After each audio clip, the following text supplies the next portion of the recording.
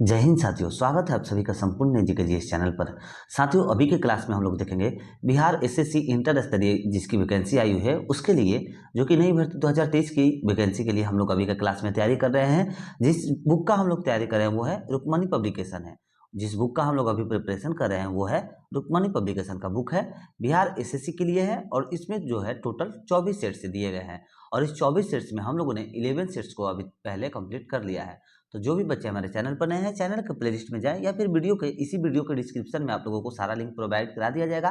वहां से भी जाकर के पहले के वीडियो को वॉच करें और अपने प्रिपरेशन को एक जीरो लेवल से लेकर के, अगर आप लोगों को कुछ भी नहीं पता है ना, फिर भी टेंशन मत लीजिए, फिर भी आप लोगों का एग्जाम निकलेगा, ये गारंटी है। जीरो लेवल से लेकर के एक अच्छे स्तर तक लेकर जाए और इस पर जॉब प्राप्त करें ही करें।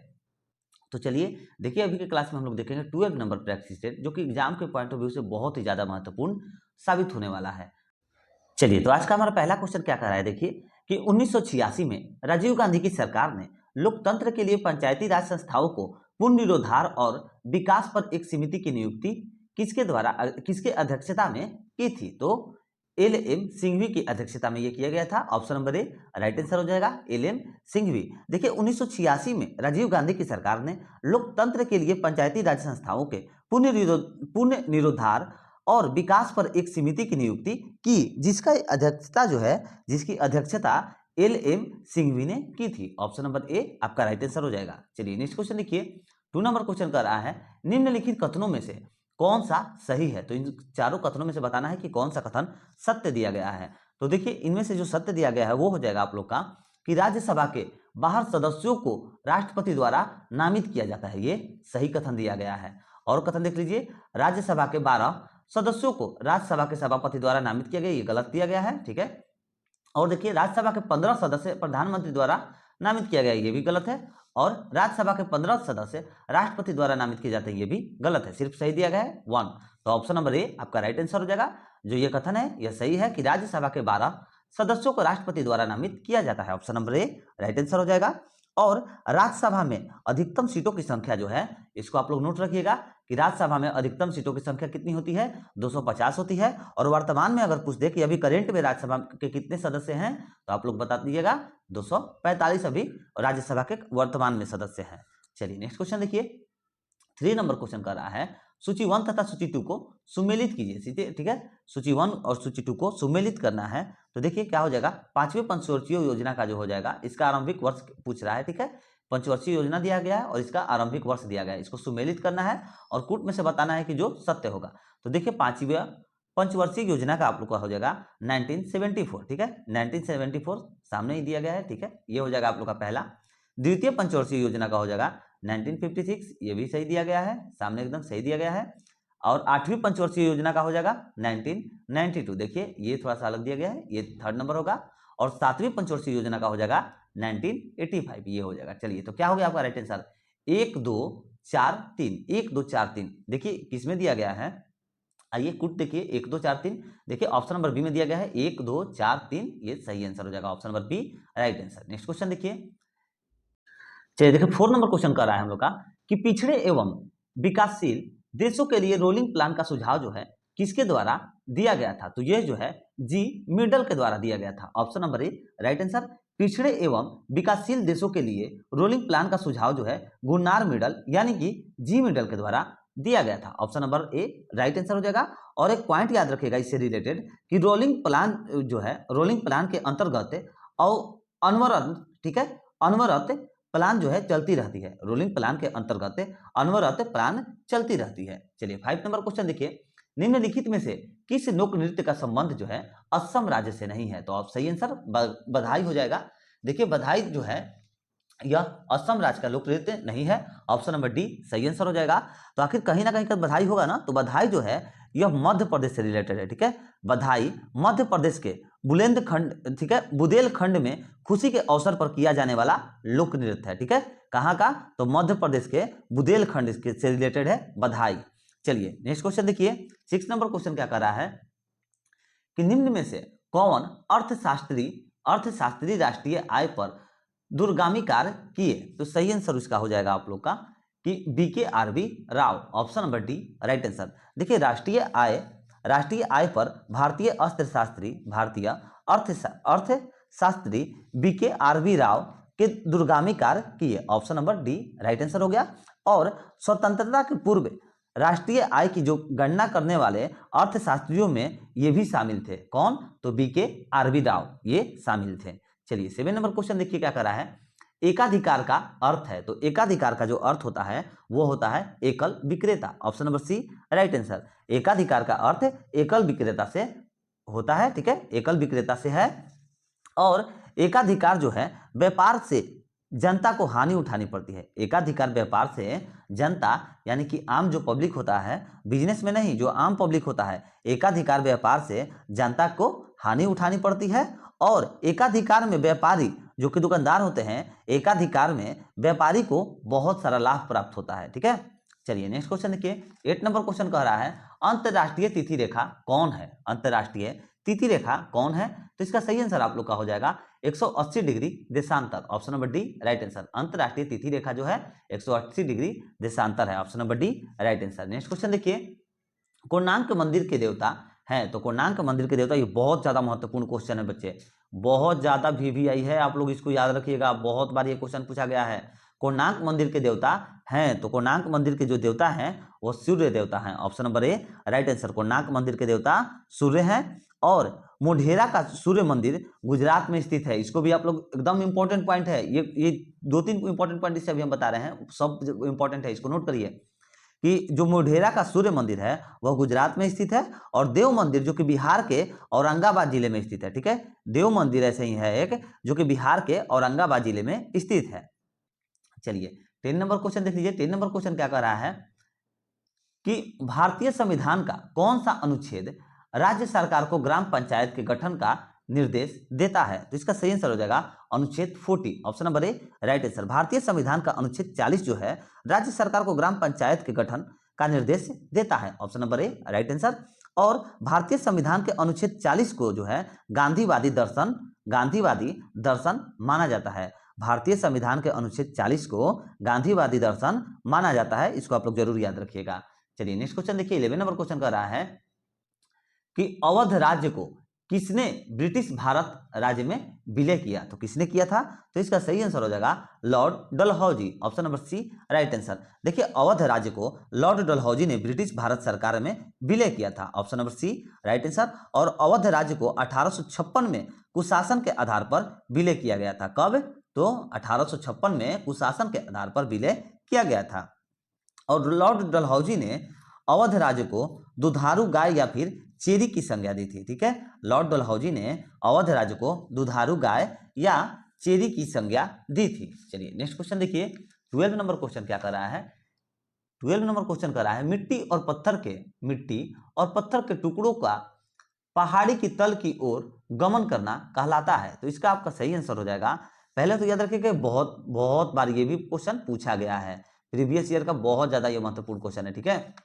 मिट्टी और महत्वपूर्ण के टुकड़ों का पहाड़ी की तल की ओर गमन करना कहलाता है, तो इसको क्या कहा जाता है?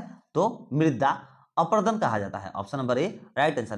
मिट्टी और पत्थर के टुकड़े का पहाड़ी की तल की ओर गमन जो है वह मृदा अपरदन कहलाता है। Option number A right answer. Option number ए सही आंसर। और मृदा अपरदन मुख्यतः हवा और जल में होता है, ठीक है। मृदा अपरदन जो है ज्यादातर हवा और जल से होता है। चलिए नेक्स्ट क्वेश्चन देखिए। 13 नंबर क्वेश्चन कर रहा है कि प्यूट्रो रिको खाई, ठीक है, प्यूट्रो रिको खाई यानी कि प्यूट्रो रिको ट्रेंच निम्नलिखित में से किस महासागर में स्थित है? तो किस महासागर में स्थित है? तो इसका सही आंसर हो जाएगा अटलांटिक महासागर। Option number C right answer. Puerto Rico खाई जो है अटलांटिक महासागर में स्थित है। और प्लूटो रिको खाई की गहराई कितनी है? अगर गहराई इसका पूछते तो आप लोग नोट कर लीजिए 8392 मीटर, ठीक है।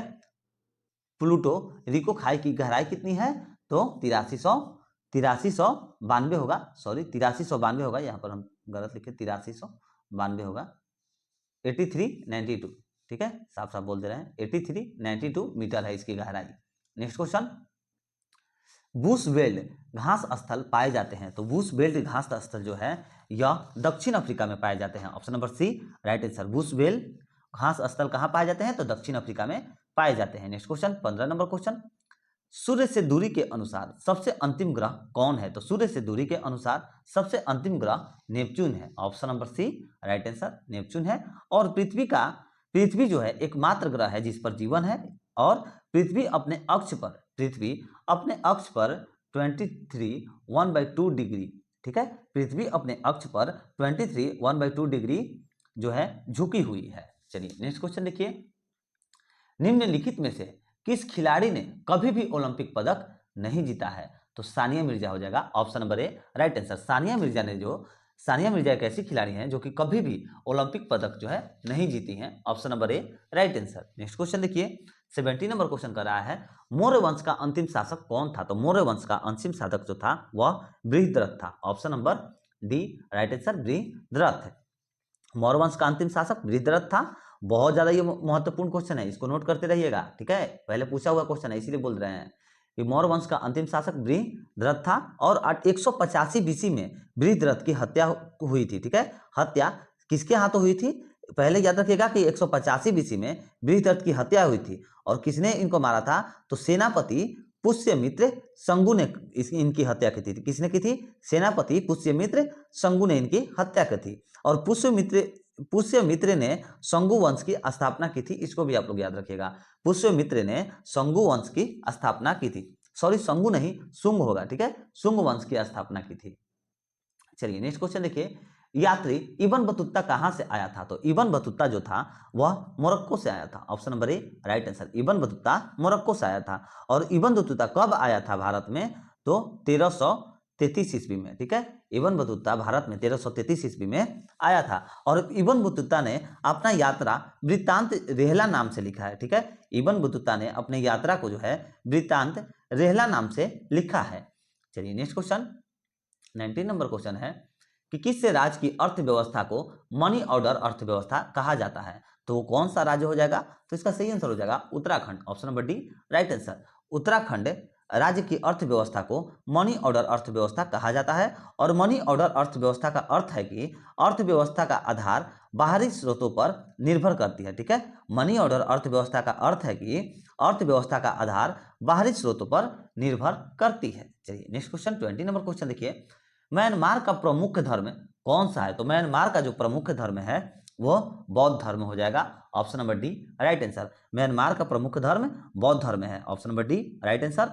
और थेरावाद बौद्ध धर्म जो है म्यांमार का प्रमुख धर्म है, ठीक है, इसको याद रखिएगा कि थेरावाद बौद्ध धर्म म्यांमार का प्रमुख धर्म है। चलिए नेक्स्ट क्वेश्चन देखिए, अमीर खुसरो एक डैश थे। तो अमीर खुसरो क्या थे? तो अमीर खुसरो जो है वह संगीतज्ञ थे। Option number C right answer हो जाएगा। सॉरी, वो कवि भी थे और इतिहासकार भी थे। मेरे देखिए, कवि भी थे, इतिहासकार भी थे और संगीतज्ञ भी थे, ठीक है, ये जो है तीनों होगा। Option number D right answer हो जाएगा। अमीर खुसरो जो है एक कवि, इतिहासकार और संगीतज्ञ सभी थे, ठीक है।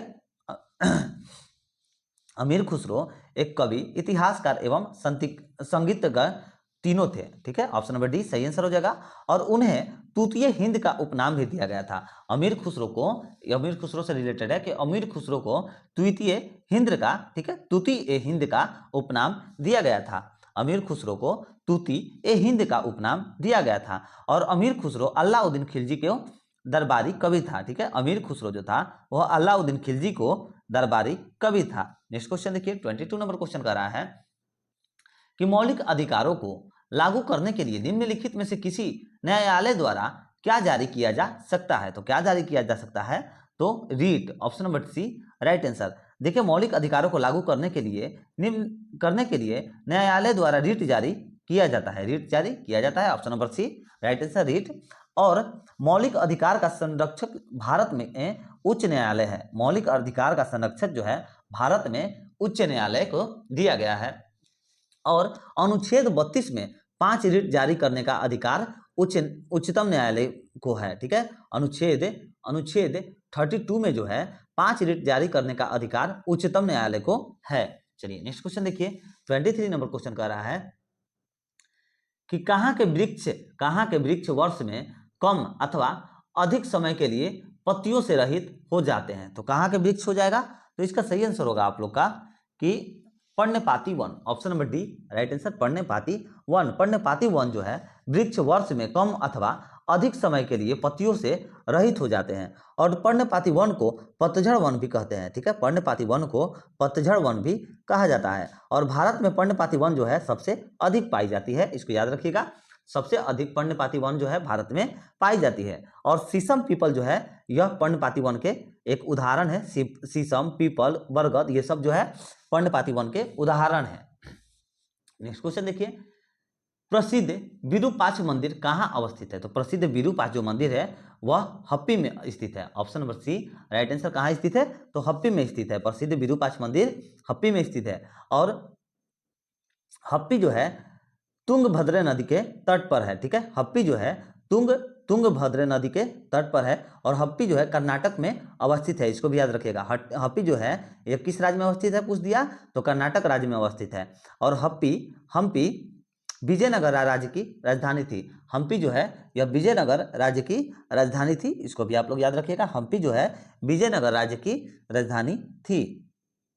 चलिए नेक्स्ट क्वेश्चन देखिए, 25 नंबर क्वेश्चन कर रहा है, हम्पी निम्नलिखित में से किसके उत्तरी तट पर स्थित है? अभी बताया है ना आप लोग को कि द्विंगभद्रा, ठीक है, तुंगभद्रा हो जाएगा। Option number A right answer हो जाएगा। हम्पी तुंगभद्रा नदी के उत्तरी तट पर स्थित है। Option number A right answer Tungabhadra. Next question देखिए, गोलकुंडा के मुस्लिम राज्य का उदय जो है किस प्राचीन हिंदू साम्राज्य के अवशेषों पर हुआ? तो इसका सही आंसर आप लोग का हो जाएगा Warangal. Option number A right answer Warangal. देखिए गोलकुंडा के मुस्लिम राज्य का जो उदय है वह वारेंगल के प्राचीन हिंदू साम्राज्य के अवशेषों पर हुआ। ठीक है, वारेंगल के प्राचीन हिंदू साम्राज्य के अवशेषों पर हुआ। Option number A right answer Warangal. Next question, फारस से आने वाले अब्दुल रज्जाक की हम्पी यात्रा के समय दक्षिण भारत में विजयनगर का शासक कौन था? तो उस वक्त का शासक कौन था? तो इसका सही आंसर हो जाएगा देवराय द्वितीय था। Option number B right answer. देखिए ये कह रहा था कि देखिए इसको आप लोग नोट करिए कि फारस से आने वाले अब्दुल रज्जाक की हम्पी यात्रा के समय दक्षिण भारत में विजयनगर का शासक जो है देवराय द्वितीय का था। देवराय द्वितीय का था। Option number B right answer हो जाएगा। नेक्स्ट क्वेश्चन देखिए, वेद शब्द का अर्थ है, वेद शब्द का अर्थ क्या होता है? तो इसका सही आंसर हो जाएगा ज्ञान होता है। Option number D right answer. Veda शब्द का जो अर्थ है वह ज्ञान होता है और वेद जो है वह 4 प्रकार के होते हैं। वेद कितने हैं? तो 4 हैं, ऋग्वेद, सामवेद, यजुर्वेद और अर्थवेद। चलिए नेक्स्ट क्वेश्चन देखिए, नेक्स्ट क्वेश्चन कर रहा है आप लोग का 29 नंबर क्वेश्चन कर रहा है कि सांभर लवन झील कहाँ स्थित है? तो सांभर लवन झील जो है यह कहाँ पर स्थित है? तो इसका सही आंसर आप लोग का हो जाएगा राजस्थान में स्थित है। Option number D right answer. Sambhar लवन झील जो है राजस्थान में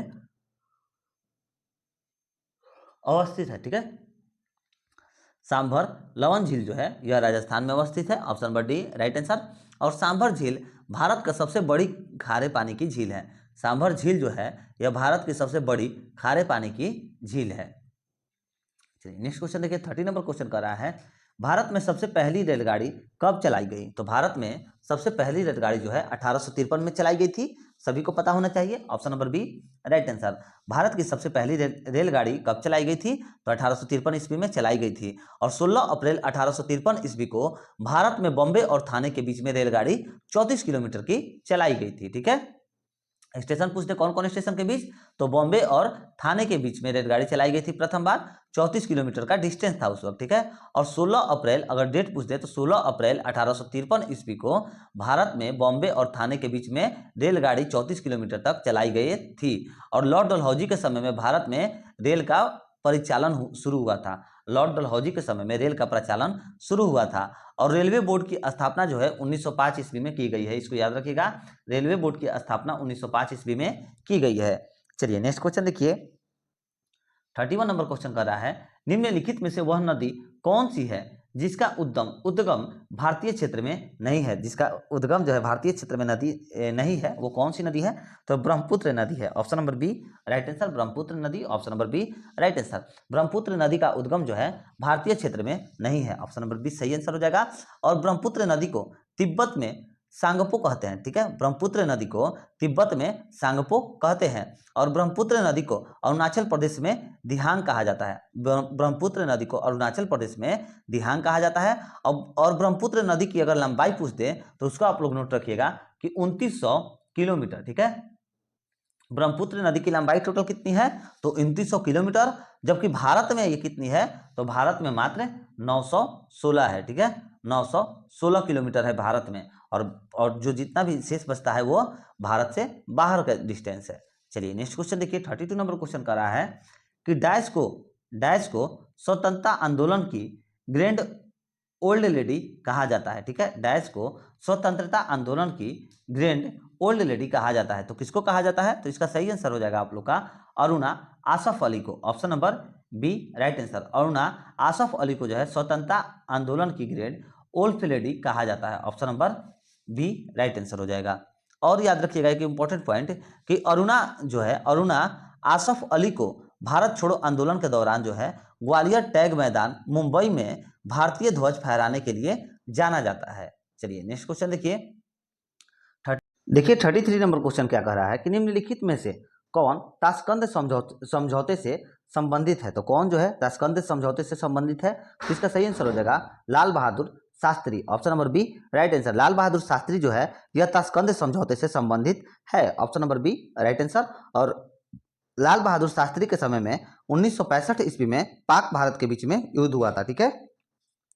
लाल बहादुर शास्त्री के समय में 1900 कब तो 1965 ईस्वी में पाक और भारत यानी कि पाकिस्तान और भारत के बीच में युद्ध हुआ था। और 11 जनवरी 1966 को लाल बहादुर की मृत्यु हुई थी। इसको याद रखिएगा कब हुई थी, 11 जनवरी 1966 ईस्वी को लाल बहादुर शास्त्री की मृत्यु ताशकंद में हो गई थी।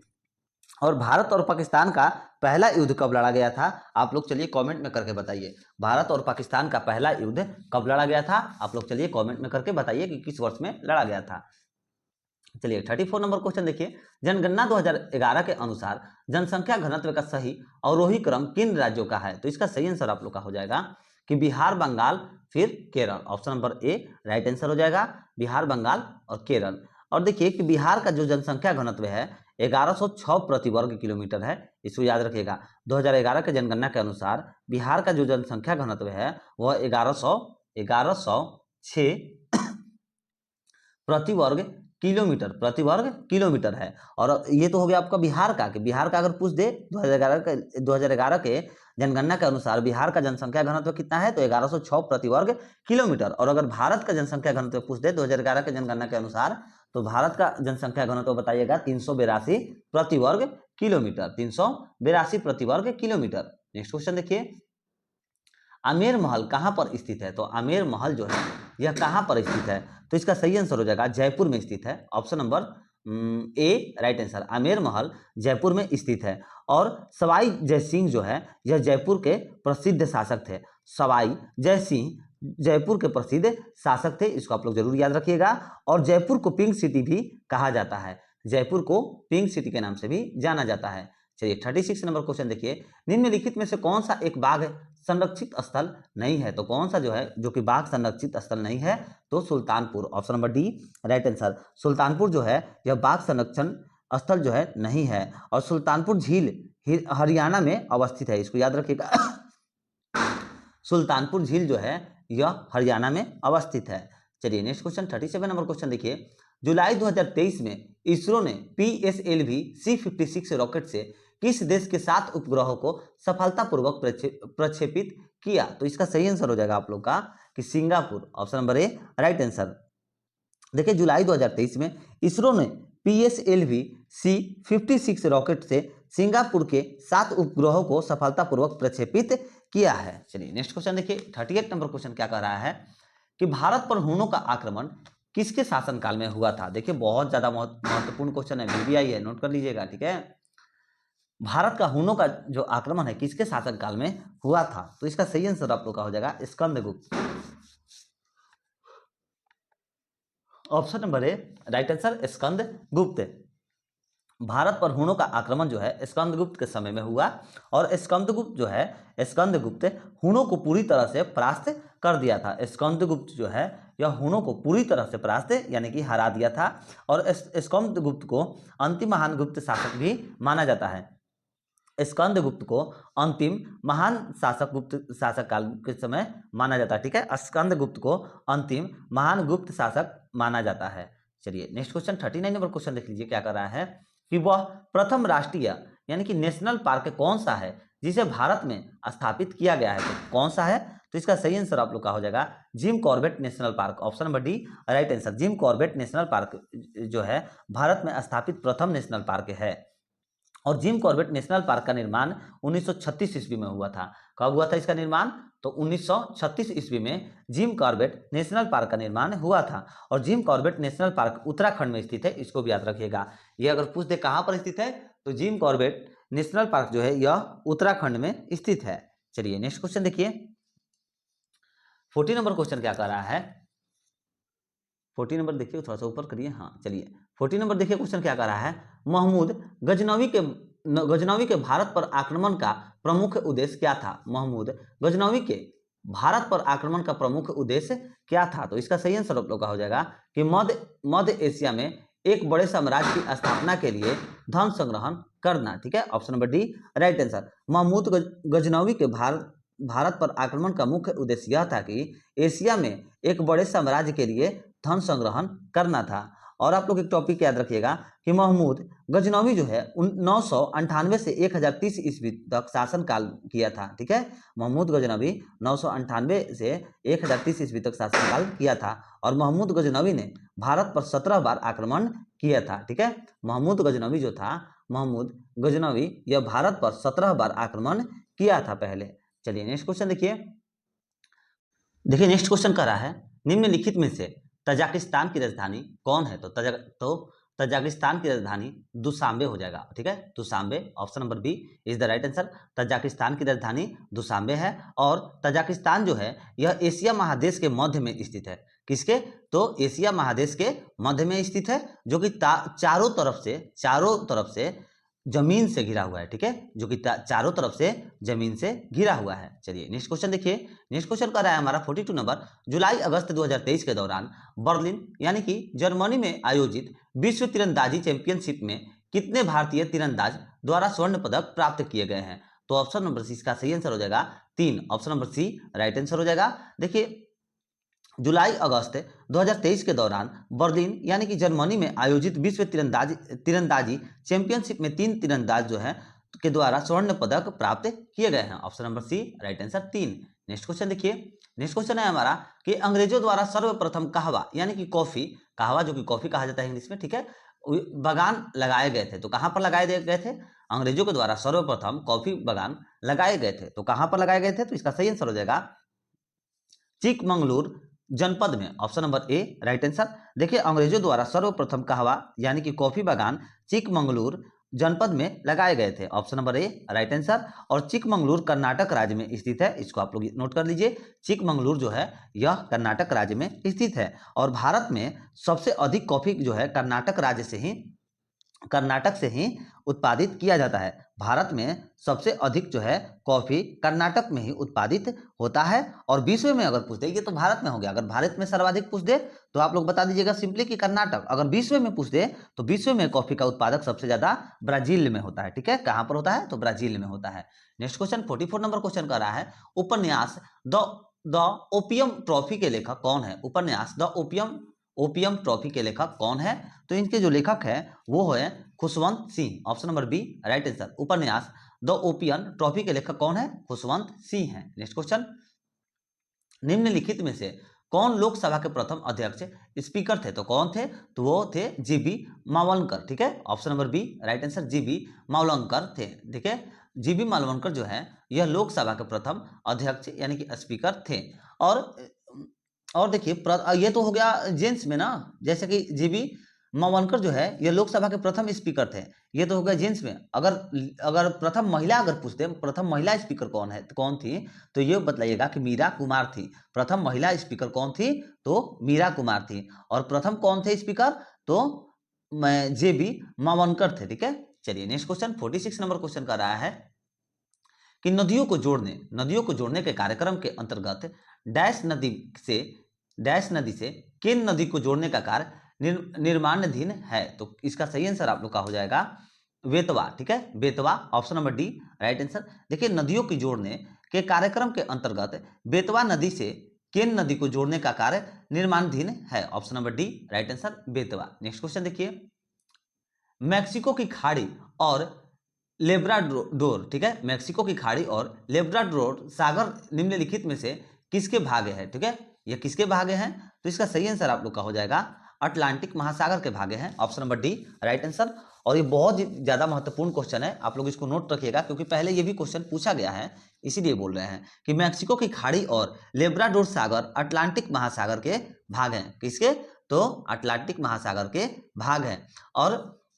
और आप लोग एक पॉइंट याद रखिएगा कि सेलीबीच सागर जो है यह अटलांटिक महासागर में ही स्थित है। ये क्वेश्चन पूछा गया है कई बार कि सेलीबीच सागर कहां पर स्थित है, तो आप लोग बताइएगा सेलीबीच सागर जो है अटलांटिक महासागर में स्थित है। चलिए 48 नंबर क्वेश्चन देख लीजिए, मिस वर्ल्ड 2023 प्रतियोगिता का आयोजन कौन से देश में हुआ था। तो 2023 का जो आयोजन भारत में हुआ है, option number A right answer. Miss world 2023 प्रतियोगिता का आयोजन जो है भारत देश में हुआ है। और मिस वर्ल्ड प्रतियोगिता की शुरुआत कब हुई थी, तो 1951 में हुई थी। इसको आप लोग याद रखिएगा, मिस वर्ल्ड प्रतियोगिता की शुरुआत कब हुई थी, तो 1951 में हुई थी। और आप लोग एक चीज याद रखिएगा कि 2023 से पहले भारत में मिस वर्ल्ड प्रतियोगिता कब आयोजित हुआ था, तो इसको याद रखिएगा कि 1996 में 2023 से पहले मिस वर्ल्ड प्रतियोगिता का भारत में 2023 से पहले 1996 में आयोजित किया गया था। नेक्स्ट क्वेश्चन देखिए, मध्य प्रदेश में आयोजित खेलो इंडिया यूथ गेम्स 2023 में आकाश कुमार ने किस खेल में स्वर्ण पदक जीता था। तो इसका सही आंसर हो जाएगा तलवारबाजी होना चाहिए, तलवारबाजी हो जाएगा, option number C right answer. देखिए मध्य प्रदेश में आयोजित खेलो इंडिया यूथ गेम्स 2023 में बिहार के आकाश कुमार ने तलवारबाजी में स्वर्ण पदक जीता था। किसमें, तलवारबाजी में स्वर्ण पदक आकाश कुमार ने जीता था। और एक पॉइंट याद रखिएगा कि खेलो इंडिया यूनिवर्सिटी गेम्स जो है, खेलो इंडिया यूनिवर्सिटी गेम्स 2023 का आयोजन उत्तर प्रदेश में किया गया था। कहां किया गया था, तो 2023 का आयोजन जो है उत्तर प्रदेश में किया गया था। नेक्स्ट क्वेश्चन देखिए, 50 नंबर क्वेश्चन कर रहा है, जुलाई 2023 में कौन सा देश संघाई सहयोग संगठन यानी कि एससीओ का अस्थायी सदस्य बना है। तो कौन बना है एससीओ का अस्थायी सदस्य, तो ईरान बना है, option number A right answer. जुलाई 2023 में ईरान जो है संघाई सहयोग संगठन एससीओ का नया अस्थायी सदस्य देश बना है। और संघाई सहयोग संगठन की स्थापना अगर पूछते कब हुई थी, तो 2001 में हुई थी। संघाई संगठन की स्थापना अगर पूछते कब हुई थी, संघाई सहयोग संगठन की स्थापना तो 2001 में हुई थी। और कहाँ हुई थी, तो 2001 में चीन में हुआ था। कहाँ हुआ था, तो 2001 में चीन में संघाई संगठन का जो है स्थापना हुआ था। नेक्स्ट क्वेश्चन देखिए, 51 नंबर क्वेश्चन कर रहा है, 51 नंबर क्वेश्चन कर रहा है हम लोग का कि अपने रेल नेटवर्क को कौन सा राज्य द्वारा 100% विद्युतीकरण करने वाला भारत का पहला राज्य बन गया है। तो हो जाएगा आप लोग का Haryana, option number C right answer हो जाएगा। देखिए अपने रेल नेटवर्क को हरियाणा राज्य जो है 100% विद्युतीकरण करने वाला भारत का पहला राज्य बन गया है। और 100% घरों में जो है 100% घरों में विद्युतीकरण प्राप्त करने वाला अगर पहला राज्य पूछते तो वो गुजरात है। ठीक है, 100% घरों में विद्युतीकरण जो है यह प्राप्त करने वाला पहला राज्य कौन है, तो गुजरात बन गया है। और दूसरा राज्य पूछ दे तो दूसरा राज्य आंध्र प्रदेश बन गया है। और 100% अगर एलपीजी कनेक्शन वाला पहला देश का नाम पूछ दे, ठीक है, ये 100% एलपीजी कनेक्शन वाला देश का पहला राज्य, हमारे भारत देश का पहला राज्य कौन है 100% एलपीजी कनेक्शन वाला, तो वो हो जाएगा हिमाचल प्रदेश। कौन होगा, हिमाचल प्रदेश है, जो कि 100% एलपीजी कनेक्शन वाला देश है। चलिए 52 नंबर क्वेश्चन देखिए, आंख की रेटिना पर बनने वाला प्रतिबिंब समानुपाती होता है। तो आंख की रेटिना पर बनने वाला प्रतिबिंब जो है यह प्रतिबिंब का आकार वस्तु का आकार होता है, option number D right answer. आंख की रेटिना पर बनने वाला प्रतिबिंब का आकार वस्तु के आकार का समानुपाती होता है, ऑप्शन नंबर डी सही आंसर हो गया। और आंख के रेटिना पर बनने वाला प्रतिबिंब जो है उल्टा और वास्तविक होता है। आंख के रेटिना पर बनने वाला प्रतिबिंब जो है उल्टा और वास्तविक होता है। और लेंस की क्षमता को डायोप्टर यानी कि डी में मापा जाता है। लेंस की जो क्षमता होती है, चश्मे की लेंस की जो क्षमता होती है ठीक है, उस लेंस की क्षमता को डायोप्टर यानी कि डी में मापा जाता है। नेक्स्ट क्वेश्चन देखिए 53 नंबर क्वेश्चन कर रहा है अनुदैर्ध्य तरंग संरक्षण में अनुदैर्ध्य तरंग संरक्षण में विरलन के स्थानों पर माध्यम का घनत्व एवं दाब समान अवस्था की तुलना में होता है। तो इसका सही आंसर हो जाएगा आप लोग का कि कम होता है। Option number B right answer हो जाएगा। अनुदैर्ध्य तरंग संरक्षण में विरलन के स्थानों पर माध्यम का घनत्व जो है दाब समान अवस्था की तुलना में कम होता है। Option number B right answer हो जाएगा, कम होता है। नेक्स्ट क्वेश्चन लाल और हरा रंग को मिलाने से कौन सा रंग बनता है? तो लाल और हरा रंग को मिलाने से पीला रंग बनता है। Option number C right answer. Next question germanium crystal में अबंध है, ठीक है, जर्मेनियम क्रिस्टल में अबंध है तो कौन सा हो जाएगा? तो इसका सही आंसर आप लोग का हो जाएगा कि सहसंयोगी। Option number B right answer. Germanium crystal में सहसंयोगी अबंध है। Option number B right answer. Next question देखिए 56 नंबर क्वेश्चन कर रहा है एक गेंद को निर्वात में 49 मीटर पर सेकंड की चाल से ऊपर फेंका जाता है तो उच्चतम बिंदु तक पहुंचने के लिए उस गेंद द्वारा लिया गया समय होगा। तो उस गेंद के द्वारा लिया गया समय जो होगा, आप लोग इसको सॉल्व करेगा तो सिंपल सा मालूम चल जाएगा, 5 सेकंड होगा। Option number C right answer, 5 second होगा। नेक्स्ट क्वेश्चन 57 नंबर क्वेश्चन कर रहा है परम शून्य तापक्रम पर अर्धचालक की चालकता होती है, अर्धचालक की चालकता होती है। तो इसका सही आंसर हो जाएगा आप लोग का शून्य होती है। Option number A right answer हो जाएगा, शून्य होती है। देखिए परम शून्य तापक्रम पर अर्धचालक की चालकता शून्य होती है। Option number A right answer हो जाएगा। नेक्स्ट क्वेश्चन देखिए कैथोड किरणें हैं। 58 नंबर क्वेश्चन हम लोग का कर रहा है कि कैथोड किरणें हैं तो इसका सही आंसर हो जाएगा आप लोग का कि इलेक्ट्रॉनों की धारा, ठीक है, कैथोड किरणें जो है इलेक्ट्रॉनों की धारा है। Option number A right answer, इलेक्ट्रॉनों की धारा है। और कैथोड किरणें जो है अदृश्य होती है, ये भी आप लोग जरूर नोट करिएगा, कई बार पूछ दिया गया है। कैथोड किरणें जो है यह अदृश्य होती है और ये सीधी रेखाओं में चलती है। कैथोड किरणें जो है यह एक सीधी रेखाओं में चलती है। नेक्स्ट क्वेश्चन देखिए 59 नंबर कह रहा है कि मानव शरीर में कहाँ पाचन एवं श्वसन मार्ग एक दूसरे को अतिक्रमित करते हैं? तो कहां पर करते हैं? तो इसका सही आंसर हो जाएगा ग्रसिन में। Option number A right answer, ग्रसिन में। देखिए मानव शरीर में ग्रसिन में पाचन एवं श्वसन मार्ग एक दूसरे को अतिक्रमित करते हैं, ग्रसिन इसका सही आंसर हो जाएगा। ऑप्शन नंबर ए। नेक्स्ट क्वेश्चन देखिए लोहा यानी कि लोह चुंबकीय होता है तो इसका सही आंसर हो जाएगा आप लोग का कि 770 डिग्री सेल्सियस से कम ताप पर। Option number D right answer. देखिए लोहा जो है 770 डिग्री सेल्सियस से कम ताप पर लोह चुंबकीय होता है। Option number D right answer हो जाएगा। नेक्स्ट क्वेश्चन किसमें एल्यूमिनियम नहीं होता है? तो किसमें एल्यूमिनियम नहीं होता है? तो इसका सही आंसर हो जाएगा fluorspar. Option number B right answer, fluorspar. Option number B right answer, fluorspar में जो है एल्यूमिनियम नहीं होता है। Option number B right answer. और फ्लूओरस्पार का सूत्र क्या होता है? अगर सूत्र इसका पूछ दे तो सूत्र आप लोग नोट करिए CaF2, ठीक है, CaF2 इसका सूत्र होता है फ्लूओरस्पार का। नेक्स्ट क्वेश्चन देखिए कि कृत्रिम डायलिसिस का प्रयोग होता है तो कृत्रिम डायलिसिस का जो प्रयोग होता है यह हो जाएगा कि वृवक के प्रतिस्थान में, ठीक है, वृवक के प्रतिस्थान में होता है। Option number C right answer हो जाएगा। देखिए कृत्रिम डायलिसिस का प्रयोग वृवक के प्रतिस्थापन में होता है, प्रतिस्थापन में होता है। Option number C right answer. और वृवक के बाहरी भाग को वृकक के बाहरी भाग को जो है कोर्टेकस कहते हैं, ठीक है, वृकक के बाहरी भाग को हम लोग क्या कहते हैं? तो कोर्टेकस कहते हैं। और वृकक के अंदर वाले भाग को क्या कहते हैं? तो उसको मेडुला कहा जाता है। उसको वृकक के अंदर वाले भाग को क्या कहा जाता है? तो मेडुला कहा जाता है।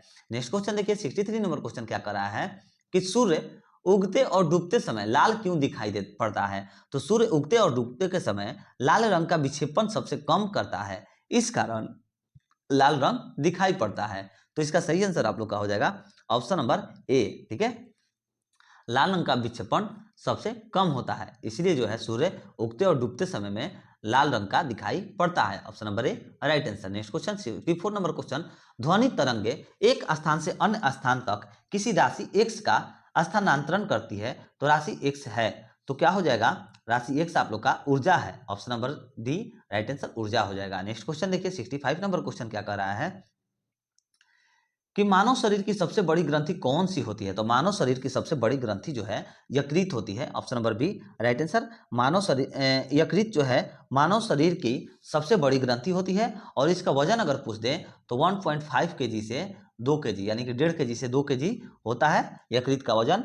और यकृत प्रोटीन की अधिकतम मात्रा को कार्बोहाइड्रेट में परिवर्तित कर देता है। यकृत जो है प्रोटीन अगर कोई अपने शरीर में ज़्यादा ले लेता है, यकृत जो है प्रोटीन की अधिकतम मात्रा, अगर आप लोग प्रोटीन ज़्यादा लेनी है तो उसके अधिकतम जो भी मात्रा होता है उसको यकृत जो है कार्बोहाइड्रेट में परिवर्तित कर देता है। नेक्स्ट क्वेश्चन देखिए 66 नंबर क्वेश्चन कर रहा है, आमाशय में भोजन के पश्चात क्या मिलता है? तो आमाशय में भोजन के पश्चात जो है जठर रस मिलता है। ठीक है, जठर रस मिलता है। Option number D right answer. आमाशय में भोजन के पश्चात जठर रस मिलता है और आमाशय में भोजन लगभग 4 घंटे तक रहता है। आमाशय में भोजन जो है लगभग 4 घंटे तक रहता है। नेक्स्ट क्वेश्चन देखिए, मांस अंडा मछली या ठीक है सॉरी मांस अंडा मछली का यकृत तथा दूध निम्न में से किसका स्रोत है? तो ये सब जो है विटामिन डी का स्रोत है। Option number A right answer. मांस अंडा मछली का यकृत तथा दूध विटामिन डी का जो है स्रोत होता है। Option number A right answer. और विटामिन डी का रासायनिक नाम जो है यह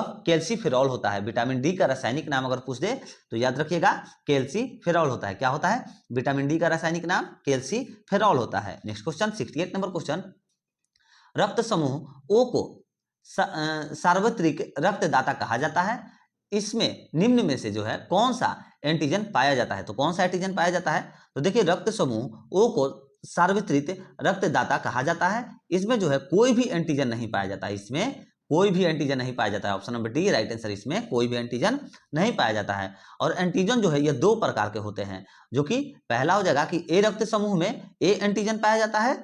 एंटीजन 2 प्रकार के होते हैं, पहला ए और बी। ठीक है, एंटीजन 2 प्रकार के होते हैं, ए और बी, एंटीजन ए और एंटीजन बी। और देखिए ए रक्त समूह में ए एंटीजन पाया जाता है, बी रक्त समूह में बी एंटीजन पाया जाता है और ए बी रक्त समूह में ए बी दोनों एंटीजन पाया जाता है। जबकि जीरो रक्त समूह में कोई भी एंटीजन नहीं पाया जाता है। यही कह रहा है, जीरो रक्त समूह में कोई भी एंटीजन नहीं पाया जाता है।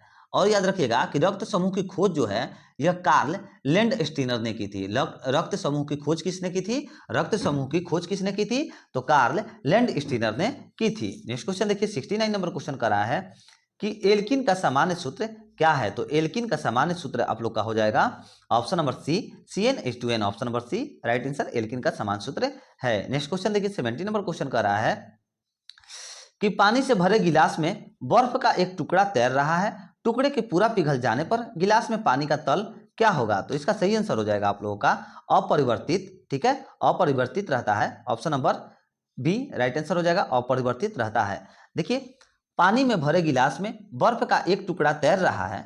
टुकड़े के पूरा पिघल जाने पर जो है गिलास में पानी का तल जो है अपरिवर्तित रहता है। Option number B right answer. और जब बर्फ पानी में तैरती है, जब कोई भी बर्फ है अगर पानी में तैरती है तो उसका सिर्फ एक भाग ही आपको ऊपर दिखाई देता है। ठीक है, उसके आयतन का भाग जो है 1/10 होता है। ठीक है, यानी कि एक भाग ऊपर और 10 भाग और 9 भाग जो है 9 भाग आपका नीचे रहता है। ठीक है, तो 1/10 भाग हो जाएगा पानी के ऊपर रहता है। एक भाग सिर्फ ऊपर रहता है और पानी के नीचे जो है 9 गुना रहता है, 9 गुना रहता है बर्फ का टुकड़ा। चलिए नेक्स्ट क्वेश्चन देखिए 71 नंबर क्वेश्चन कर रहा है, एक पिंड को एक मीनार से शून्य वेग के साथ नीचे गिराया जाता है। यदि 4 सेकंड बाद वह धरातल पहुंच जाता है तो मीनार की लगभग ऊंचाई होगी। ठीक है, तो G = 10 मीटर पर 10 स्क्वायर दिया गया है। ठीक है, तो इसका सही आंसर हो जाएगा देखिए 71 का राइट आंसर होना चाहिए मेरे हिसाब से 80 मीटर होगा। ठीक है, option number A right answer होना चाहिए 80 मीटर। नेक्स्ट क्वेश्चन देखिए, आप लोग इसे सॉल्व करिएगा, 80 मीटर ही आएगा। चलिए नेक्स्ट क्वेश्चन 72 नंबर क्वेश्चन कर रहा है हम लोग का कि जब किसी धातु को गर्म किया जाता है तो इसका प्रतिरोध जो है क्या होता है? तो इसका प्रतिरोध जो है वह बढ़ जाता है। जब किसी धातु को गर्म किया जाता है तो इसका प्रतिरोध बढ़ जाता है। Option number B right answer. Option number B right answer हो जाएगा, इसका प्रतिरोध बढ़ जाता है। और गर्म करने पर वस्तु के अणु के बीच जो है टकराव अधिक होता है और उसी अनुपात में प्रतिरोध बढ़ता है। ठीक है, गर्म करने पर वस्तु के अणु के बीच जो है टकराव अधिक होता है और उसी अनुपात में प्रतिरोध बढ़ जाता है। चलिए नेक्स्ट क्वेश्चन 73 नंबर क्वेश्चन देखिए, सब्जी के रूप में खाया जाने वाला छत्रक है। तो सब्जी के रूप में खाया जाने वाला छत्रक क्या हो जाएगा? तो इसका सही आंसर हो जाएगा कवक है, option number B right answer. सब्जी के रूप में खाया जाने वाला छत्रक क्या है? कवक है, option number B right answer कवक है। नेक्स्ट क्वेश्चन, डीएनए संरचना का मॉडल किसने दिया? तो डीएनए संरचना का जो मॉडल है वह किसने दिया? तो वह वाटसन ऑफ क्रिक ने तैयार किया था, option number D right answer. ठीक है, वाटसन और क्रिक हो जाएगा, option number D right answer. DNA संरचना का मॉडल जो है वाटसन और क्रिक ने तैयार किया था। और डीएनए में टी ऑक्सीराइबोज शर्करा होता है, डीएनए में डी ऑक्सीराइबोज शर्करा होता है, इसको जरूर याद रखिएगा, डीएनए में डी ऑक्सीराइबोज शर्करा होता है। नेक्स्ट क्वेश्चन 75 नंबर क्वेश्चन कर रहा है, विटामिन ई महत्वपूर्ण स्रोत है। तो विटामिन ई जो है यह महत्वपूर्ण स्रोत है, तो इसका सही आंसर हो जाएगा अंकुरित अनाजों में, option number C right answer हो जाएगा। देखिए विटामिन ई का महत्वपूर्ण स्रोत जो है यह अंकुरित अनाजों में पाया जाता है। और विटामिन ई का रासायनिक नाम नोट कर लीजिए, विटामिन ई का रासायनिक नाम हो जाएगा टोकोफेरॉल। विटामिन ई का रासायनिक नाम क्या हो जाएगा? टोकोफेरॉल। विटामिन ई का रासायनिक नाम टोकोफेरॉल। और विटामिन ई की कमी से जो है जनन शक्ति कम होती है, विटामिन ई की कमी से जनन शक्ति जो होती है यह कम हो जाती है। चलिए तो साथियों यही था हम लोग का आज का टेस्ट सीरीज नंबर 12। ऐसे हम लोग डेली टेस्ट सीरीज नंबर एक करके एग्जाम से पहले सारे को कंप्लीट कर लेंगे। और तो अगर आप लोगों को वीडियो अगर अच्छा लगता है, आप लोगों के लिए हेल्पफुल लगता है, तो प्लीज साथियों वीडियो को लाइक करिए और वीडियो को शेयर करिए। और जो भी बच्चे चैनल पर नए आए हैं, चैनल को सब्सक्राइब करके बेल आइकन दबा दीजिए, ताकि आने वाली हर वीडियो की नोटिफिकेशन आप लोगों को मिलती रहे और आप लोग अपनी तैयारी को जीरो स्तर से अच्छे स्तर तक ले जाए और इस बार जॉब प्राप्त करके ही अपनी तैयारी को रुकिए।